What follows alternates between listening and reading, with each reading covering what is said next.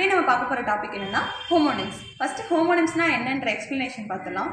Homonym is a words which have same spelling and same pronouns but convey different meaning. ஹோமோனிம்ஸ்ன்றது என்னன்னா ரெண்டு comparison வேர்ட்ஸை நீங்கள் எடுத்துக்கிட்டிங்கன்னா அந்த ரெண்டுக்குமே ஸ்பெல்லிங்கும் சேமாக இருக்கும், ப்ரொனவுன்ஸும் சேமாக இருக்கும், ஆனால் அதோட மீனிங் வந்து டிஃப்ரெண்ட்டாக இருக்கும். ஆல்ரெடி நம்ம ஹோமோஃபோன்ஸ் பார்த்துருப்போம். அதில் பார்த்தீங்கன்னா ப்ரொனவுன்ஸ் மட்டும்தான் சேமாக இருக்கும், ஸ்பெல்லிங் டிஃப்ரெண்ட்டாக இருக்கும், கன்வே ஆஃப் மீனிங்கும் டிஃப்ரெண்ட்டாக இருக்கும். அது வேணும்னா ப்ரீவியஸ் வீடியோவில் போய் ரெஃபர் பண்ணிக்கோங்க. நம்ம எக்ஸாம்பிள்ஸ் வைஸ் பார்த்துடலாம். ஃபர்ஸ்ட் ரைட்னா என்னது? டிக் மார்க்கை வந்து நம்ம ரைட்டுன்னு சொல்கிறோம். நெக்ஸ்ட் ரைட் சைட்னா என்னது? வலது பக்கமாக திரும்புறதுக்கான எக்ஸாம்பிளாக அதை நம்ம பார்க்குறோம்.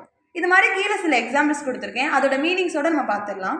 Nail, I have a long nail. இந்த இடத்துல என்ன சொல்லியிருக்காங்கன்னா நெயில்ன்றது வந்து நகத்தை கன்வே பண்ணுது. There is a nail in the wall.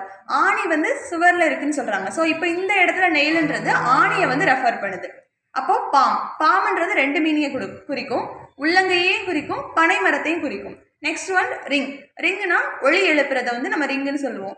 Telephone ரிங்ஸ்ன்னு சொல்லலாம், இல்லை ஃபோன் இஸ் ரிங்கிங்னு இந்த இடத்துல எக்ஸாம்பிள் கொடுத்துருக்கேன். நெக்ஸ்ட் ஒன் வந்துட்டு ரிங்குன்றதே மோதிரத்தை வந்து நம்ம ரிங்குன்னு தான் நம்ம சொல்கிறோம். ஸோ அப்போது இந்த இடத்துல சேம் ப்ரொனவுன்ஸ் இருக்குது, சேம் ஸ்பெல்லிங் இருக்குது, பட் ஆனால் இடத்தை பொறுத்து அதோட மீனிங் வந்து கன்வே ஆகுறது டிஃப்ரெண்ட் ஆகுதா? இதுதான் நம்ம வந்து ஹோமோனிம்ஸ்னு சொல்கிறோம். Thank you all.